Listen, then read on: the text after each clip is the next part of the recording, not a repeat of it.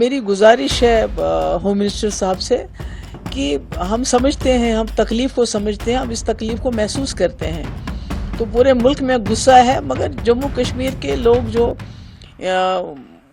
उन्होंने इस तकलीफ़ को 30-35 साल से बर्दाश्त किया, और हम समझते हैं इस बात को। तो ऐसा होना चाहिए कि जैसे जो मिलिटेंट्स के साथ डील करते हुए ये ज़रूरी है कि ध्यान रखा जाए कि आम लोगों के घर न गिराया जाए। नेचुरली ये कितना बड़ा हादसा हुआ जिसमें इतने सारे लोग, बेगुनाह लोग मारे गए, तो नेचुरली उसमें पूरा माहौल ही बदल जाता है और ऐसे कुछ चीज़ें हो जाती हैं जिसकी एक्सपेक्टेशन नहीं होती है हमें। पर एक चीज़ तो मैं ऑन रिकॉर्ड रखना चाहती हूँ कि मुल्क के अंदर जो हमारे स्टूडेंट्स हैं, हमारी बच्चियाँ हैं, हमारे जो बाकी ट्रेडर्स हैं,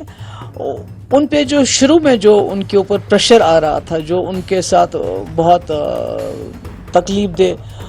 तरीक़ेकार इस्तेमाल किया, उसमें कहीं ना कहीं ठहराव आ गया है। तो इसके लिए मैं समझती हूँ कि हमारे मुल्क के लोग भी अब सामने आ रहे हैं और कहीं ना कहीं कश्मीरियों को जिस नज़र से देखा जाता था उसमें एक थोड़ा सा तब्दीली आई हुई। जहाँ तक कश्मीर का सवाल है, यहाँ कुछ ऐसी कार्रवाइयाँ हुई जिस तरह लोग जो हैं पहलगाम हादसे के बाद जिनको पकड़ा गया है बहुत बड़ी तादाद में, और इसी तरह से जो मिलिटेंटों के जो घर जो गिराए गए उसमें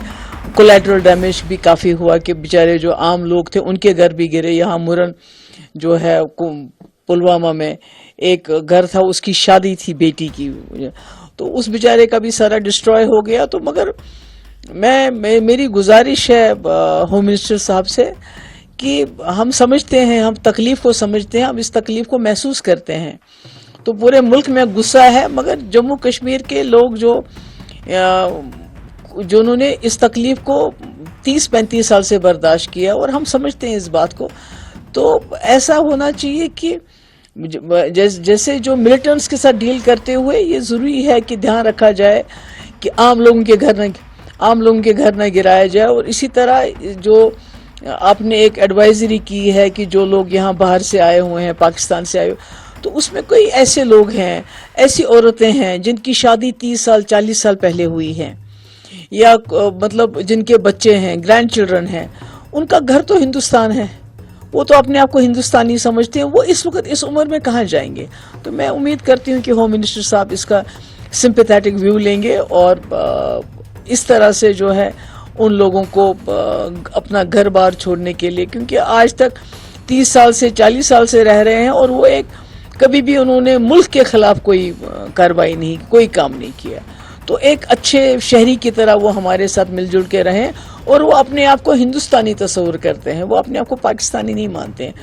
नहीं, मैं समझती हूँ कि ये जो कुछ हमारे कोई ऐसे सोशल मीडिया पे कुछ लोग ऐसे हैं जो बड़े कम्युनल हैं, मैं उनका नाम भी नहीं लेना चाहती, जिसने ये चढ़ाया हुआ है। तो जैसे हम कहते हैं जय श्री राम, मुसलमान कहते हैं अल्लाह अकबर। जब कोई मुश्किल में फंस जाता है तो यूजुअली हम लोग अल्लाह अकबर कहते हैं कि जब तकलीफ में, मुश्किल में है कि अल्लाह ताला बचाए।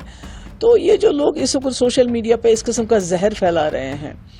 तो मैं तो क्या कह सकती हूँ, मैं कहती हूँ लानत है इन पे, और क्या कह सकते हैं। और मुझे लगता है कि गवर्नमेंट ऑफ इंडिया को इनके खिलाफ सख्त कार्रवाई करनी चाहिए जो इस किस्म का जहर फैला रहे हों। एक तरफ से हमारे लोग शहीद हो गए,